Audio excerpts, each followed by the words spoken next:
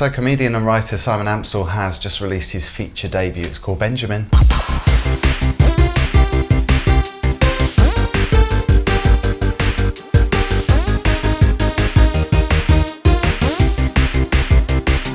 So Raj, Benjamin was premiered at the London Film Festival. Yeah, it's actually one of those movies I couldn't get a ticket to. It was a hot ticket during the London Film Festival. So. And we finally saw it together, because I saw it before when I interviewed the cast at the film festival, which was a fantastic opportunity. They were so lovely as well.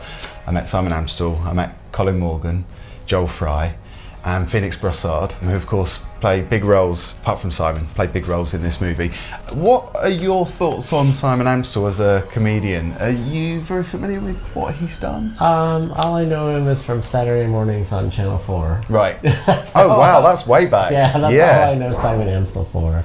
He was great on those as well. Yeah, I really like him as a presenter. I like his dry, sort of witty sense of humor. I like him as a person.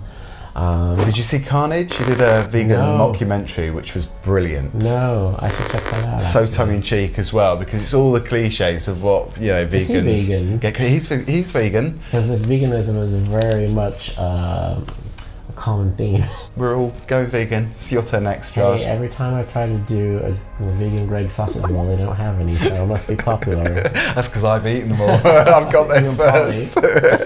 So here's the director and the writer, Simon Amstell, of course famous for the Channel 4 show, can't remember what that was called, never mind the Buzzcocks too, he presented. And this movie actually features two vegans. It's about two vegans. One of those is a filmmaker, played by Colin Morgan, who is called Benjamin, and he is about to have his premiere at the London Film Festival, BFI London Film Festival, where he goes. Quite bizarre, isn't it, seeing it on the big screen? It's very meta, isn't it? And he's going through all this kind of self-doubt stuff, and he's feeling quite insecure, and he wants love, and he meets the character played by Phénix Brossard, who is a singer. And yeah, he kind of falls head over heels in love with him. Yeah, I think this movie was adorably and awkward cringeworthy. Just like those are like all the like words that I can describe. Like, it's very adorable, like, you know, just the way that the characters interact with each other, but it's very cringeworthy too. Like, you're just like, oh my god, he didn't actually just say that, did he?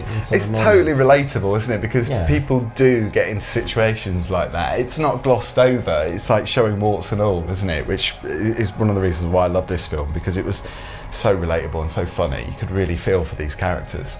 Yeah, and it just there's just some scenes that are just so awkward. I'm like, it must have been awkward filming these scenes. And like the comedian scene where he's doing his stand-up and it just all goes wrong. Yeah. And the girl character who, you know, hooks up with the guy's best friend but doesn't want him to talk about it, and so everything is just cringe.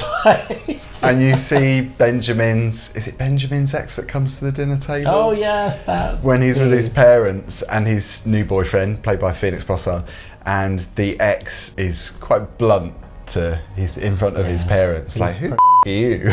Pretty bitter about it too. Yeah, really bitter and twisted. Yeah. I thought it was fantastic. I loved it the first time round, but seeing it the second time, you know, it's a good film when you've seen it a second time in the theater. I actually liked the film. It gave me a whole new appreciation for Simon Amstell's work. Now I kind of want to go see Carnage just off the basis of seeing Benjamin. It's really good. Yeah. Congratulations, Simon. I think you're well on your way to being a very prolific British filmmaker. Absolutely, and for a feature debut, I mean, I know he's very experienced, but I think it's a completely different world, isn't it, when you release a movie on the big screen, you know, after working in TV for so long. Yeah. To finally release something, I think his fans are going to be receiving it with welcome arms, I think. I hope Simon turns into a real indie movie darling. I'd like to see him make more of these type of movies, because I think there's something very real about it too. I mean, not everyone would talk exactly like how these people talk, but we can all relate to these awkward situations. Yeah, and it's a charming love story too. I mean, despite, you know, all the flaws of the characters, I think that's what makes it believable, and it's a cute story. I mean, how could we not fall in love with this film, Phil? I mean, it's, you know, a musician and a filmmaker, a couple of vegans, vegan gay love, you know, it's just that we're just bound to like this movie. It's a film 4-star for me. Absolutely, 4 Yeah. stars is Well, hey, well done, Simon Amstell and the cast. Fantastic cast. I've got to say also Colin Morgan.